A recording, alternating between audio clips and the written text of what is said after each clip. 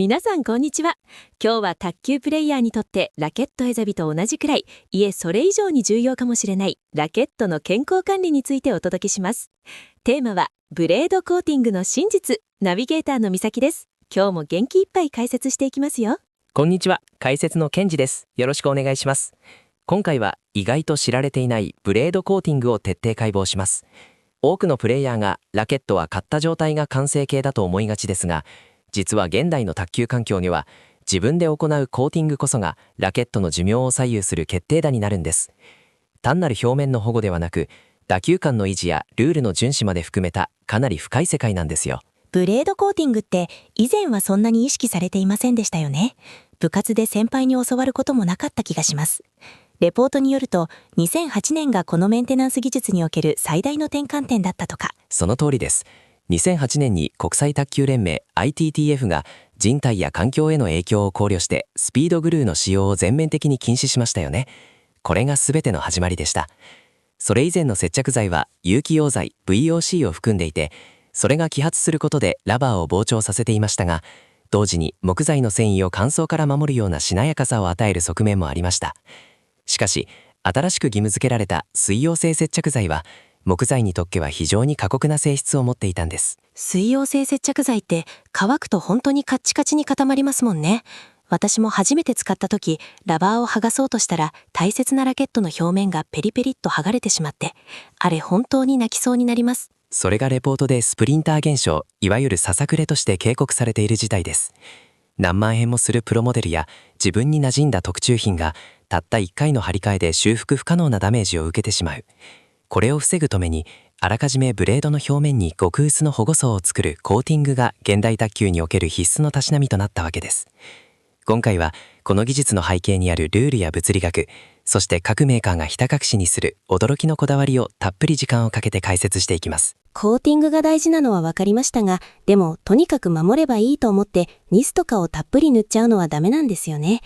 レポートには 0.1 ミリというものすごく細かい数字が出てきます。ここが一番の注意点であり、競技者としての分かれ目です。ITTF の公式技術文書テクニカルリーフレット T4 という非常に厳格なレギュレーションがあります。そこにはコーティングの目的はあくまで木材繊維の剥がれを防止するために限定されると明記されています。そしてその被膜の厚さは最大でも 0.1 ミリを超えてはならないという決まりがあるんです。 0.1 ミリ、コピー用紙1枚よりも薄いですよね。そんなのどうやって測るんですか？公式のラケットコントロールでは精密な厚さ測定器や光の屈折を利用したチェックが行われることもあります。もし審判にこれは木材保護の範囲を超えてプラスチックの層を作って弾みを不正に強化しているとみなされると即座に使用禁止、最悪の場合は大会失格という厳しい処分が待っています。さらに最新の ITTF ラケットコントロールプロシージャではこうした不正を見逃さないための自己検査体制についても詳しく述べられています。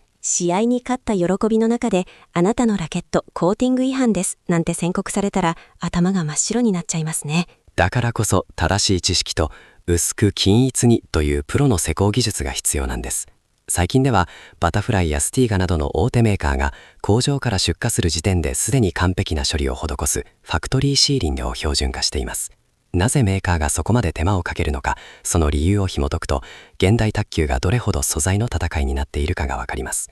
次は水溶性接着剤が具体的に銅器を破壊するのか、そのメカニズムに迫りましょう。さて、先ほど水溶性接着剤は木材にとってタフだというお話がありましたが、具体的にはどういうことが起きているんでしょうか。水だからむしろ木には良さそうな気がしちゃうんですが。それが大きな間違いなんです。レポートの第2章接着剤の進化とリスクを読み込むと驚くべきメカニズムがわかります。木材には水を吸い上げるための導管という非常に細い管が無数に走っています。水溶性接着剤を未加工のすっぴんのブレードに塗ると、この水分が導管を通って木材の深部、つまりラケットの芯の方までじわじわと染み込んでいってしまうんです。ああ、だからラケットが芯っぽくなったような変な感じになることがあるんですね。そうなんです。さらに厄介なのは水分が蒸発した後も接着剤の成分である合成樹脂が導管の中に残留してしまうことです。これが何度も繰り返されると木の細胞の隙間が樹脂で埋まってしまい、木木材本来のしなりや振動の響きが失われていきます。これをレポートでは木材の死や性能の硬直化と表現しています。ラケットが呼吸できなくなっちゃうみたいなイメージですね。そして表面ではささくれが待ち構えている。その通り。水溶性接着剤は乾燥すると木材の表面繊維と一体化するほど強く結合します。ラバーを剥がすとき、その強固な接着層が木材の薄い表面層、ベニヤを引きちぎってしまいます。これをスプリンター現象と呼びますが、一度これが発生すると、次にラバーを貼った時に隙間ができ、打球にムラが生じます。コーティングはこの導管の入り口を塞ぐ役割を果たします。薄いバリアを1枚置くことで、水分と樹脂の侵入をブロックし、剥がす時の物理的な衝撃を身代わりとなって受ける、まさに鉄壁のガードなんです。ケンジさん、さっき 0.1 ミリというルールがあると言いましたが、そもそもラケットの素材自体にも私たちが思っている以上に厳しいルールがあるんですよね。はい。ITTF スタチューツ2025-2026という最新の公式規定集に明確に定義されています。卓球ラケットのブレード部分はその厚みの少なくとも 85% が天然の木でなければならないというルールです。どんなに性能を追い求めてもこの木のスポーツとしての根幹は守らなければなりません。 85%、 残りの 15% にカーボンとかを入れているわけですね。そうです。カーボンファイバーやグラスファイバーなどの特殊素材、あるいは圧縮された紙のような補強層を挟むことは認められていますが、その1層あたりの厚さは全体の 7.5% 以内、あるいは 0.35 ミリを超えてはならないという非常に細かい制限があります。ここにコーティングをどう解釈するかという問題が絡んできます。もしコーティング剤をドバドバと厚く練ってそれが一つの層になってしまったら、審判はそれを木材以外の合成樹脂層とみなす場合があります。そうなると天然木 85% という大原則を割り込んでしまい、レポートの指摘によれば審判用の教育マニュアルには木材の質感が目視で確認できることという項目があります。もし鏡のように真っ平らで木目が見えないほど塗り固めてしまったら、そのラケットはもはや木製ブレードとは認められません。自分のこだわりのメンテナンスが皮肉にも不正になってしまう。そうならないためにレポートでは浸透させて余分を拭き取るという手法を推奨しています。表面を覆うのではなく、木の表面の導管だけをコーティングで満たすイメージですね。ルールを熟知し、その範囲で最大限の保護と性能を引き出す。これこそがトップ選手を支える用具担当者のプロフェッショナルな思考なうです。最近の試合では勝った後にラケットを詳しく調べられることがあるとか、レポートで読んでびっくりしました。終わった後にチェックなんてずるいって思っちゃう。確かにそう感じますよね。でもこれが ITTF ラケットコントロールプロシージャーで現在進行形で強化されている事後検査なんです。以前は試合前だけだったので、極端な話、検査を通った後にこっそりラケットを変えたり、揮発性のある成分を足したりする悪事例が働く余地があった。それを完全に封じ込めるための措置です。勝ち上がった選手がコートを出る前に審判に呼び止められて、想像するだけでドキドキします。具体的には VOC 揮発性有機化合物の残留チェックはもちろんですが、マイクロメーターを使ったブレードの厚さ測定も行われます。もしあなたがもっと弾ませたいとホームセンターの厚塗り日数を何層も重ねていたら、ここで引っかかる。0.1 ミリという基準は現場の審判が持つ精密測定器で厳格にジャッジされるんです。日本国内だとさらに JTTAA の刻印の問題もありますよね。よくご存知ですね。レポートの国内競技における重要事項でも触れられていますが、日本卓球協会 JTTA が公認したラケットには JTTAA の薬印かプリントがあります。コーティングをする前に表面をきれいにしようと張り切ってヤスリをかけすぎ、この刻印を消したり薄くしたりする失敗が実はすごく多いんです。刻印が読めなくなったら、その瞬間、どんなに高価なラケットでも公式戦では使用不能になります。再刻印は不可能ですから数万円が飛んでいくことになります。レポートのアドバイスは明確です。グリップエンドに近い刻印周りは絶対にヤスリをかけないこと。愛着を持って手入れをするつもりが取り返しのつかないミスにならないよう細心の注意が必要なんです。ここからは世界シェアナンバーワンのバタフライについてお聞きします。バタフライのラケットって新品の時から不思議な高級感というか滑らかなツヤがありますよね。あれはやっぱり計算されているんですか？さすがですね。レポートではバタフライ、つまり株式会社タマスの内部資料に近いマニファクチャリングプロセス、製造工程にまで切り込んでいます。注目すべきはラケット製造における第7工程です。ここではサンディングフィニッシュと呼ばれる最終的な磨き作業が行われます。単に表面を平らにしているだけじゃないんですか？それだけではありません。この工程の真髄は精密な研磨と同時にバタフライ独自のプロテクティブコーティングを極薄でかつ均一に噴霧していることにあります。これはユーザーが購入してすぐにラバーを貼ることを前提に最初からささくれを防ぐための処置なんです。しかもこのコーティングはバタフライが誇るアリレートカーボンやタムカカーボンといった特殊素材の打球感を阻害しないよう分子レベルで調整されています。だから買ったその日から最高の状態で、しかも次に剥がす時の不安がないわけですね。レポートのユーザーアンケートによると、バタフライのラケットを使用しているトップ選手の多くは追加のコーティングは一切しないと答えています。メーカーがこれが究極の打球感だと仕上げたバランスを自分での加工で壊したくないというプロ意識の表れですね。もしバタフライの新品を使うなら、まずはそのままの状態でメーカーのこだわりを感じてみるのが通の楽しみ方かもしれません。次はスウェーデンの誇る名門スティガについてです。スティガといえば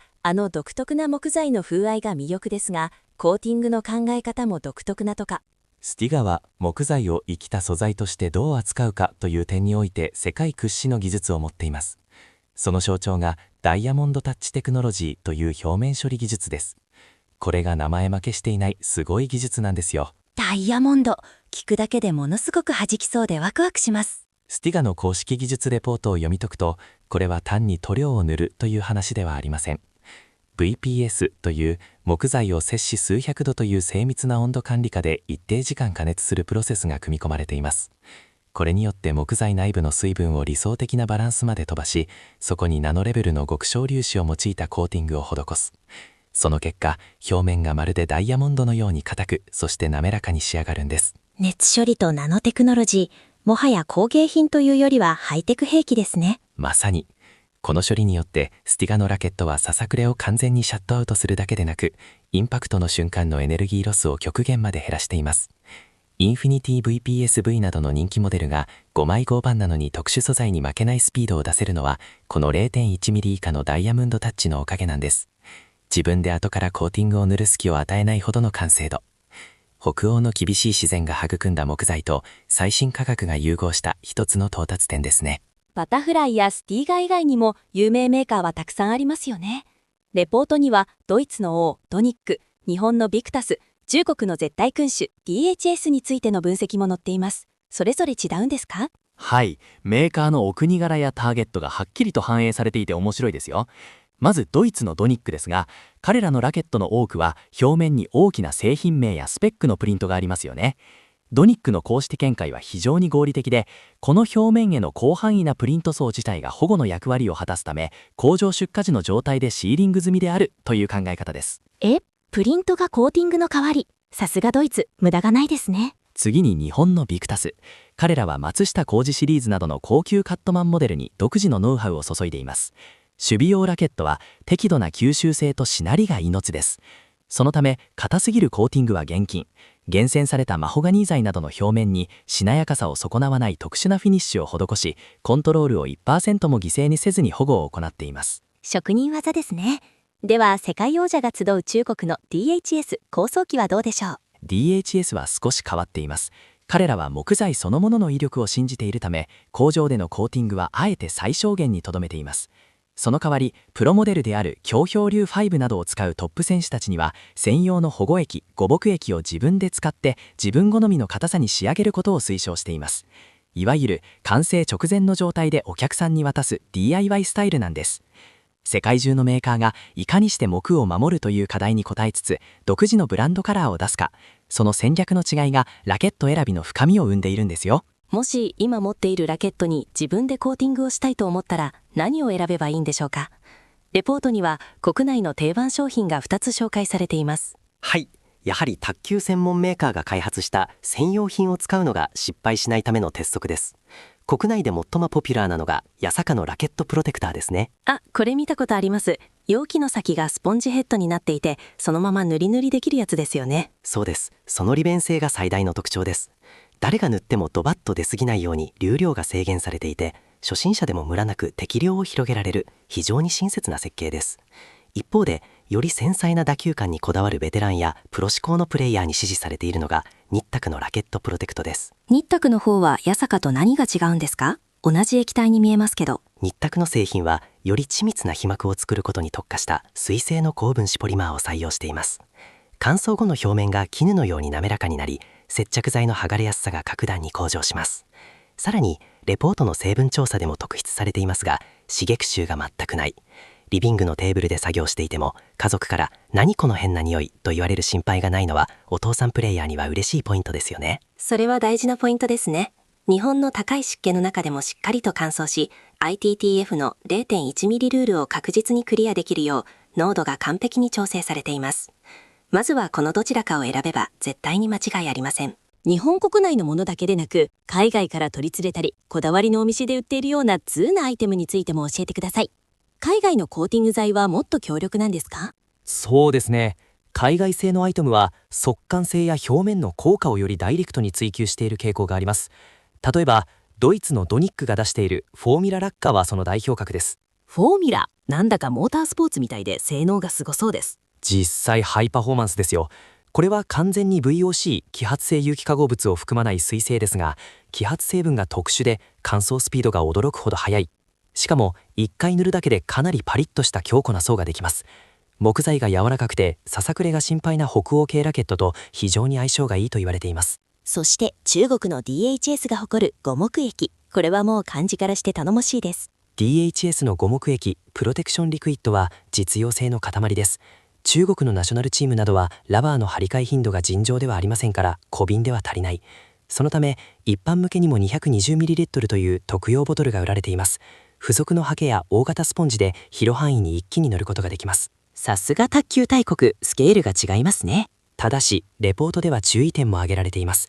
海外製品は日本のものより少し成分が濃い場合があるため、塗った後にすぐに乾いた布で拭き取るといったよりプロフェッショナルな使い方が推奨されています。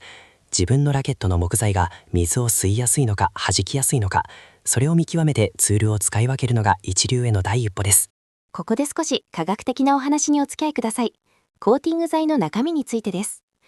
レポートではニッタックのラケットプロテクトの安全データシートまで引っ張り出して調べていますが、そこまでやる必要があるんですか？もちろんです。これを知らないと思わぬところでルール違反になってしまいます。まずコーティング剤が水性であることは2008年以降の現代卓球において絶対条件です。かつてのコーティング剤や接着剤には VOC 揮発性有機化合物が含まれていましたが、これは今のラケットコントロールの検知器にかかると即アウトになります。自分のメンテナンス道具のせいで失格なんて悔やんでも悔やみきれませんもんね。その通りです。ニッタックの SDS を確認すると主成分はポリウレタン樹脂やアクリル系樹脂であることがわかります。これらは水に溶けた状態で塗布され、水分が飛ぶことで強固なポリマーの剥離を形成します。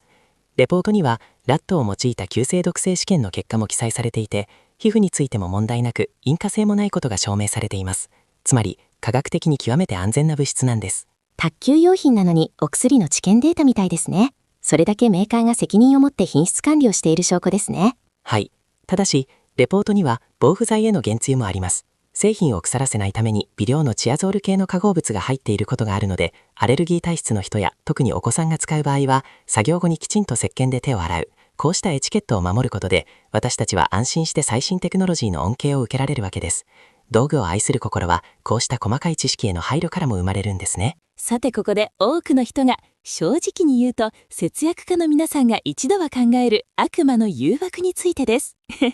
専用品は1000円くらいするけどホームセンターに行けば300円でニスが買えるよね。それでいいじゃんという疑問。ケンジさん、これ実際のところどうなんですか？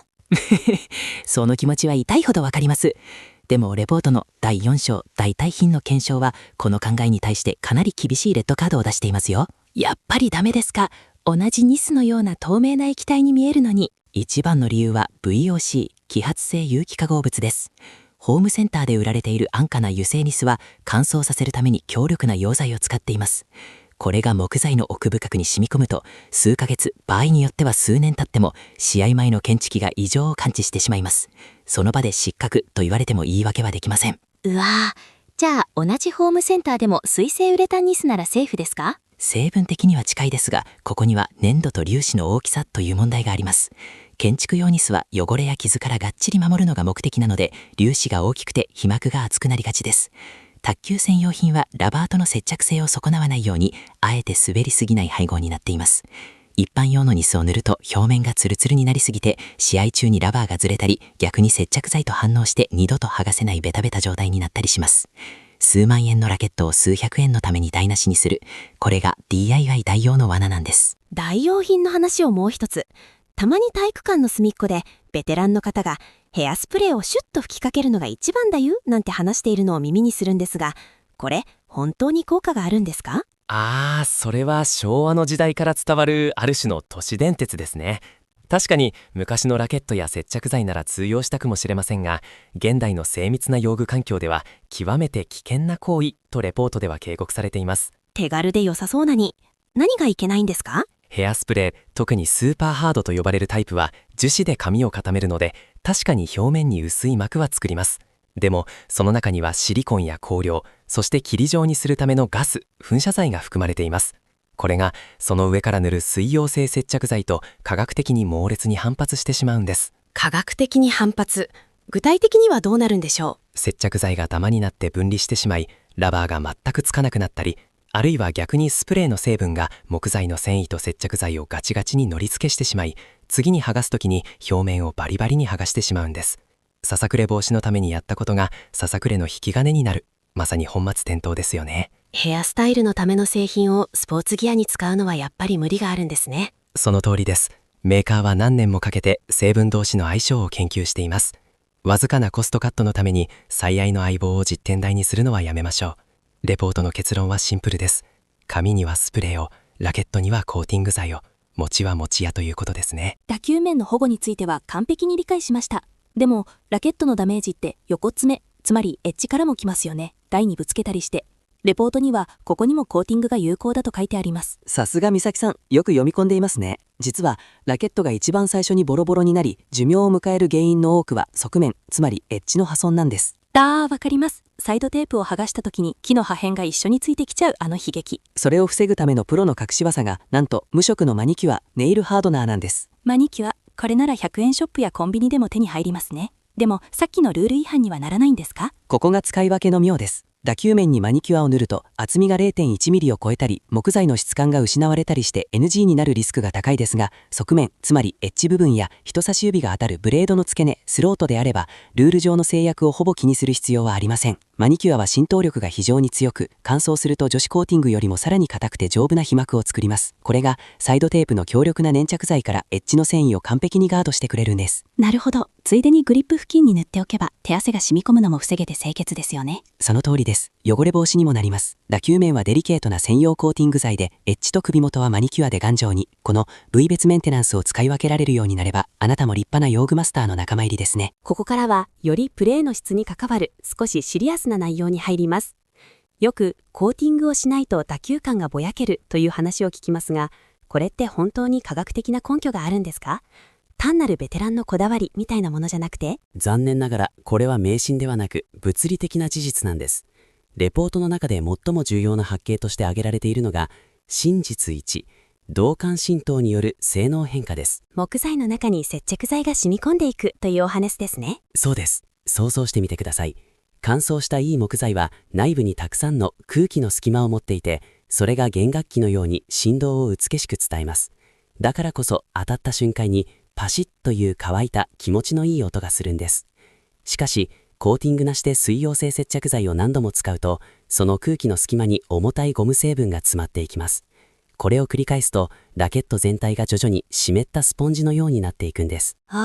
それで音がベコッと低く鈍い音に変わっちゃうわけですね。まさにそれです。一度内部に深く入り込んだ接着剤の成分を取り除くことは不可能です。こうなると反発力は確実に落ちますし、何より手に伝わる情報の解像度が下がります。